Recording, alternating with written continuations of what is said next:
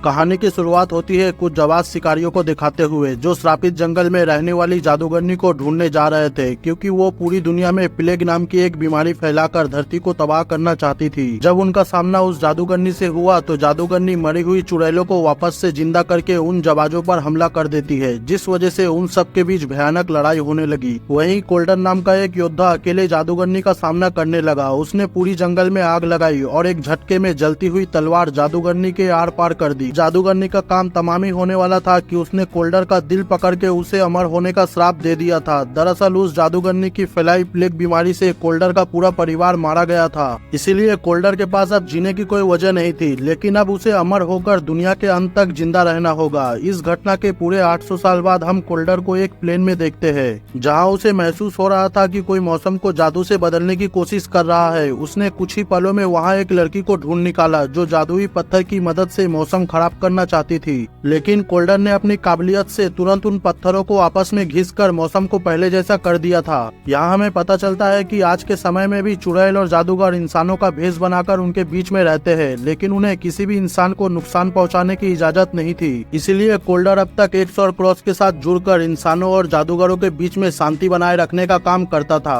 इसके बाद कोल्डर जब अपने घर पहुँचता है तो वो अपने अजीज दोस्त डोलन से मिलता है। दरअसल डोलन 100 क्रॉस ग्रुप का लीडर था, लेकिन अब वो बहुत ही जल्द रिटायर होने वाला था। जिसके बाद डोलन ने कोल्डर को एक लड़की के बारे में बताया जो उसके बाद 37वां डोलन बनेगा। फिर अगले दिन कोल्डर को खबर मिली कि पिछले रात उसका दोस्त नींद में ही मारा गया। इसके बाद उस नए लड़के को ग्रुप का नया डोलन बना दिया गया। अगले सीन में कोल्डर 37वें डोलन के साथ अपने दोस्त के घर पर उसकी मौत की वजह पता करने जाता है। कोल्डर ने घर का चप्पा चप्पा छान मारा, लेकिन उसे कहीं भी जादू का कोई सबूत नहीं मिला। लेकिन जैसे ही वो जाने लगा तब उसकी नजर 3 मरी हुई मक्खियों पर पड़ी और वो तुरंत समझ गया कि यहाँ पर कुछ तो गड़बड़ है। जिसके बाद उसे पता चलता है कि इस कमरे में भयानक काला जादू किया गया था। अब ये साफ हो चुका था कि उसके दोस्त की हत्या हुई है। उसके बाद कोल्डर को एक किताब मिली जिसके कुछ शब्दों पर खून के निशान थे। फिर वो दोनों मिलकर हत्यारे को ढूंढने के लिए मैक्स नाम के एक जादूगर के पास जाते हैं। मैक्स अक्सर जादूगरों को काला जादू करने का सामान बेचा करता था, लेकिन उसके अंधे होने की वजह से वो उस जादूगर को देख नहीं पाया और उसने कोल्डर को बताया कि उस आदमी के शरीर से सड़े हुए सेबों की बदबू आ रही थी। इतना सुनते ही कोल्डर समझ जाता है कि हत्यारा कहाँ मिलेगा। इसके बाद वो एक सुनसान घर पे जाता है जहाँ एलिक नाम की एक छोटी बच्ची बैठी थी।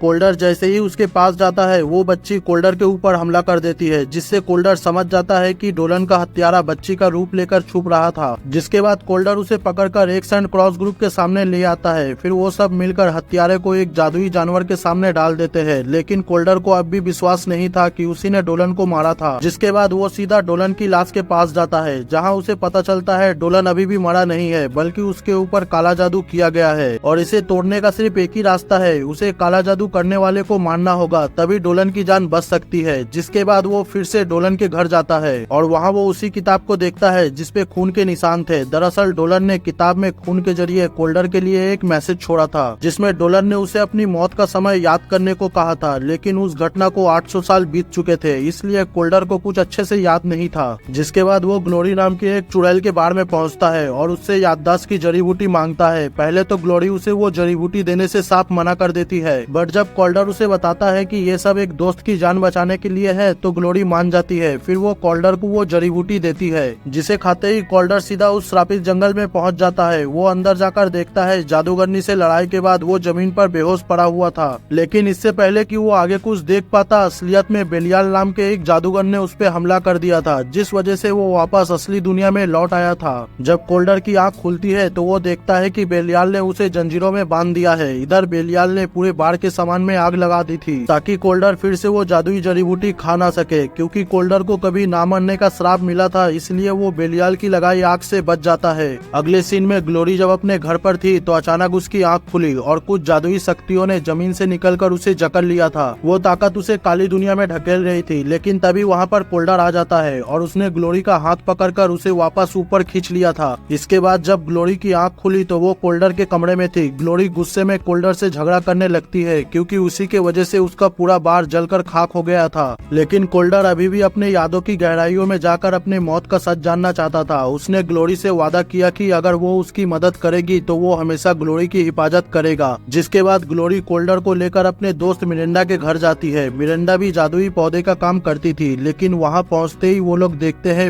मिरंडा को किसी ने मार दिया है और साथ ही वो जादुई जड़ी बूटी भी गायब थी जिसके लिए वो लोग यहाँ आए थे। अब उनके पास और कोई चारा नहीं था, इसलिए वो दोनों कोल्डर की पुरानी दोस्त डैनी के पास जाते हैं। पर डैनी ने उन्हें धोखा देकर कोल्डर के ऊपर एक ऐसा जादू किया जिससे वो अपने परिवार के यादों में खो गया था। तब ग्लोरी अपनी जादुई शक्तियों का इस्तेमाल करके कोल्डर के दिमाग में घुसकर उसे होश में लाने की कोशिश करने लगी। कुछ देर बाद कोल्डर ग्लोरी की वजह से होश में आ जाता है, जिसके बाद उसने सभी गार्ड को ठिकाने लगाकर डैनी को बंदी बना लिया था। फिर कोल्डर उससे पूछता है आखिर बेलियाल चाहता क्या है। डैनी के कुछ ना बताने पर कोल्डर उसका जादुई पत्थर तोड़ देता है जिससे उसकी खूबसूरती मिट्टी में मिल जाती है। इसके बाद कोल्डर को याद आता है कि ग्लोरी के पास लोगों की दिमाग में घुसने की ताकत है। ग्लोरी को इसके लिए कोई जादुई जड़ी बूटी की जरूरत नहीं थी, जिसके बाद कोल्डर उसे अपने दिमाग में घुसकर उसके मौत के यादों में ले जाने को कहता है। फिर ग्लोरी कोल्डर को उसकी मौत के यादों में ले जाती है जहाँ जादूगरनी ने कोल्डर को श्राप दिया था और उसके पास एक सेंट क्रॉस के योद्धा खड़े थे। वो जानते थे कि कोल्डर अभी भी जिंदा है। फिर उन्होंने उस जादूगरनी के दिल को तबाह करके उसे खत्म करने का फैसला किया, लेकिन जल्दी उन्हें पता चलता है कि जादूगरनी और कोल्डर की जान आपस में मिल चुकी है और जादूगरनी के दिल को खत्म करने से कोल्डर भी मारा जाएगा। जिसके बाद वहाँ मौजूद डोलन जादूगरनी के दिल को अपने पास सुरक्षित रखने का फैसला करता है जिससे उसके दोस्त कोल्डर की जान बचाई जा सके। इससे कोल्डर को पता चल जाता है कि बेलियाल का असली मकसद उस जादूगरनी को जिंदा करना था और इसीलिए बेलियाल ने 36वें डोलन को मारकर उसके पास से जादूगरनी का दिल चुराया था।